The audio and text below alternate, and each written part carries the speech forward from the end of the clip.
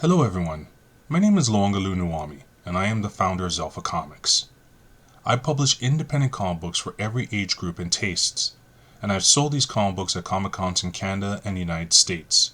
I've enjoyed sharing my far-out stories with so many people. This year I'm doing something different.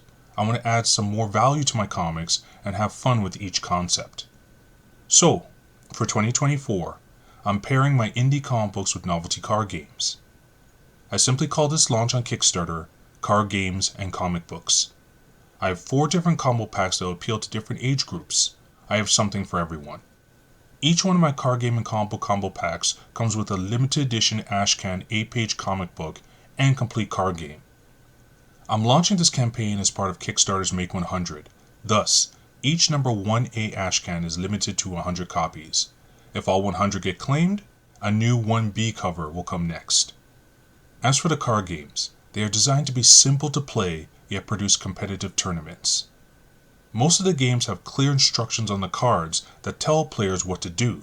Especially with the 2 adult party games, the cards act as guides so players always know what's going on. The Adventures of L Pelan.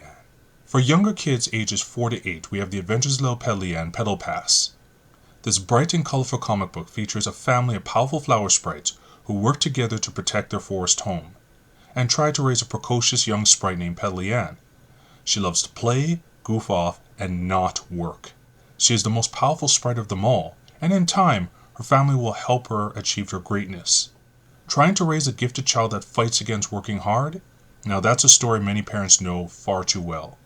The accompanying card game, Petal Pass, is not one game, it's an experience of many. The beautiful cards are the only ones in the series with no text or instructions on them. This allows parents and kids to play a multitude of games or make up their own. They could play Petal Pass, where players frantically pass face-down cards around until someone gets 4 of a kind. Or the cards can be used to play classic games like Go Fish and Concentration. This game could be an open learning and bonding tool for parents to help foster young imaginations. Paper, Rock, Scissors, and Stuff Wars. I took the classic and internationally known hand game Rock, Paper, Scissors and brought it to life as a brutal planetary war between sentient element empires. And now there are living plastics, water, sand, anvil gods, and glue armies. Yes, this series is manic and weird. The dynamic of each element, being a direct enemy of 2 other elements, transfers perfectly into a card game. The cards tell you who each element character is and the elements it defeats. And there are also wild cards that disrupt the flow of the game and cannot be used to win as a last card. These wild cards force players to do things like pick up other cards or change directions, to directly controlling opponents or changing your character. It's going to be a fun, fast-paced battle between friends. Enter the World of Mephistopheles. My horror comic book Enter the World of Mephistopheles was released professionally only once in limited quantities at Niagara Falls Comic Con. And it's a world where the devil uses people as pawns for his own amusement. My other horror comic book, Delphlo, A Serial Worth Killing For, is also part of this world. The accompanying card game, Do the Devil's Decree, is like the comic book, in which players must do what the devil dictates with each card played. Each player receives 5 soul bars, and the objective is to be the last player left with at least 1 soul bar. Soul bars are lost when a player doesn't do what the devil dictates. This party game contains 4 different card classifications. The unpleasant truth: you must admit to something personal in a horror situation within a specific time frame. An unpleasant act: you must do something embarrassing in relation to horror within a specific amount of time. An orgy of fate: an unpredictable deck that could be anything, an act, a truth, a dare, or a multitude of wild cards, some of which can actually help you. A projection of strife: cards that force opponents to compete against each other in feats that will test friendship and tolerance. If one player backs out, both lose their soul.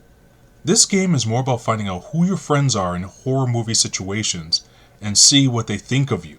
If you're still friends by the end, trust me, that's a win on its own. Beer Miss Brew. The final and newest of the concepts is Beer Miss Brew, a beer-powered superhero. Hailing from Nova Scotia, this plaid-wearing brewmaster has created a perfect lager.